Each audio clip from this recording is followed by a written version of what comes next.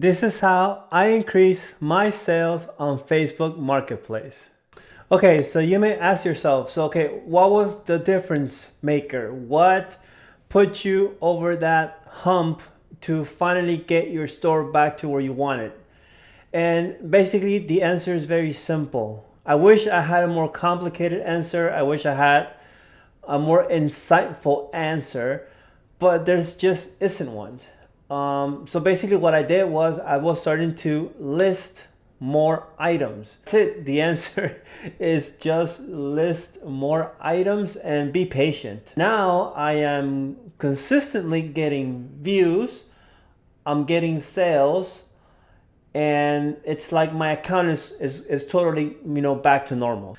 My name is Daniel and I like making money online, and if you like making money online, then consider subscribing to my channel. Now, before we get started, I have some announcements I want to make. If you don't know, I have created a Facebook group for our community, so all the details are listed on the description. And right now is a great time to get into the group, because if you have any questions, I can personally get to them and answer them right now, because we don't have that many group members. We are growing, so now is the time to get your questions in, and I can actually get to them on a one-on-one basis. So be sure to leave any comments or questions on our group page. Another thing I also want to make an announcement is I also do offer coaching calls. There are free 30-minute calls, and you can book them via Calendly.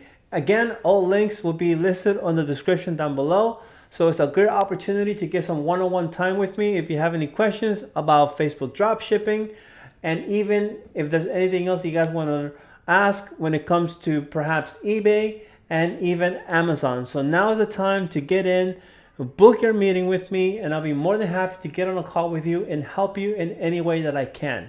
This is video number 3 of a series of videos that I started working on about what's been impacting my own Facebook Marketplace dropshipping store when it comes to no views and experiencing no sales over the last few weeks. If you haven't been following along, I did share that my account was suspended for a period of 60 days. So basically, I've been documenting what's been going on over the last few weeks since I got my account back. So this is the update video that I'm gonna give you on what's been happening with my main account, give you a sales report on how my store has been performing, as well give you some insights into some of the products that I've been listing, and also what are some of the categories that I have found some success in, which hopefully that will help you as you navigate through these very challenging times when it comes to Facebook Marketplace dropshipping. Okay guys, so we're now inside my computer, and I kind of want to spend just a couple minutes here just highlighting some of my results from my income report. And as you can see here, the very first thing is that the first couple sales that I started to make were towards the end of September, and to end the month I made about 17 sales, and spread out over a span of 2 weeks. And basically the items you will see here, the majority are between that $20 to $50 range. I had a few that were high ticket items, like this item here that was over $100, that netted me about $40 in profit. Those were a lot harder for me to convert. I had a few listings over $100, and those were like the hardest to convert. I would get a lot of questions, but nobody actually bought any. So I had the most success on selling items between $20 to $50. And I think for the most part, from what I've read on forums and even all of our groups, most people have a tendency to have the same experience. The other thing I want to say here is that I am paying tax because I am buying my items from eBay. And as of this moment, eBay does not offer like exemption from multiple states. So that kind of sucks, but whatever. I've been marking on my products so that I can make up for the difference for the tax that I'm paying. So, something that obviously I have to deal with. And the other thing is that the profits have been pretty healthy, anywhere between 20 all the way up to 38%. Now, I did have a couple negative sales, and that was my mistake because I messed up. And that's the reason why I decided to go and use software to avoid these issues. So yeah, guys, so this is my results for the last few weeks, and I'm pretty excited. They're encouraging, and hopefully they'll start to get a lot better once I start moving over to my Facebook shop.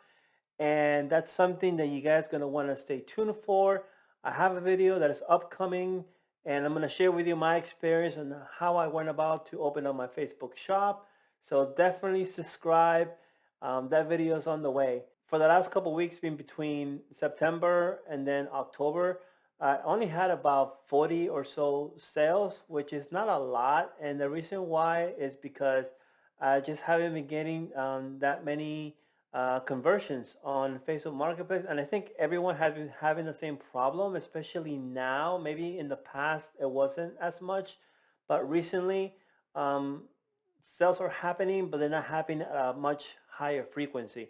And I think what everyone has seen is that if you have a shop, it's actually improved your sales velocity. So you're getting a lot more sales traffic on your shop. So that's why I finally got my shop approved by Facebook Marketplace. So stay tuned. There's a video coming that I'll be working on to share with you guys my experience on how I got my Facebook shop. So don't forget to subscribe because that video is coming very soon. Now, this next thing that I want to mention, I actually said it earlier in the video, and the key here is to list and list often as many products as you can. That's what really was a game changer for me, was the fact that I started listing a lot more products, and that really made a difference because eventually you will find those products that will sell often, and the only way to do that is by just listing. So make sure you spend the time, cut away the distractions, and start listing items on your Facebook Marketplace store starting now. The other recommendation I will have for you will be to leverage the use of software. So the last 2 weeks, I went ahead and decided to give FBM FOX a try. And so far, I have nothing but positive things to say about the software. It does exactly what it's advertised to do.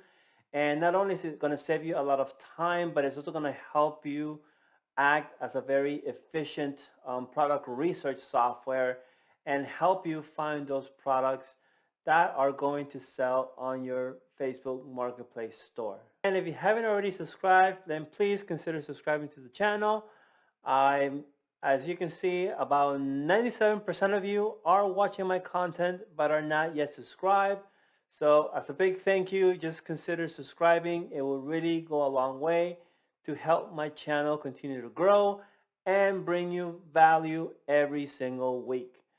So now the last thing I want to leave you guys with are what are my insights as to the things that I learned over the last couple weeks, and share them with you and see if you put them into practice, how they may impact your Facebook Marketplace store in a positive way. So I have some notes that I listed here, and the very first thing that I noticed was that choosing the right picture for your listing is key. So try to look for pictures that are grab your attention, that are different. Stay away from pictures that are just the boring white background if you can. Avoid those like the plague, because a lot of my products that do sell very well are not white background pictures of products. So consider that. Another thing that I would also say is to focus on data. So if you're using software, which in my case I am using FBM FOX, you can go through your supplier, which in this case let's use eBay as an example, and you'll get all those sales metrics directly from eBay thanks to Facebook Marketplace. Thanks to FBM FOX, and it'll tell you exactly how many times that product sold over 30 days. and you'll be able to list products that more often than not, if they do well on eBay, they do very well on Facebook Marketplace. So okay guys, so here's a bonus that I want to share with you guys as far as recommendations for product categories and what products you might want to consider based on my location where I am. So I currently do live in the Miami area. I've had a lot of success selling automotive products.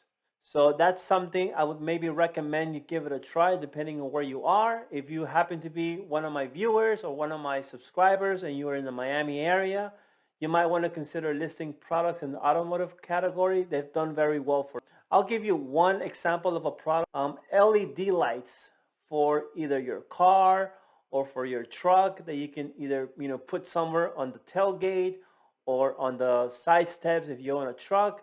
Those items for me have been doing very well. So that's all the time we got for this week. Once again, I thank you for watching and for supporting me and the channel. And I'll see you guys next week with a brand new video.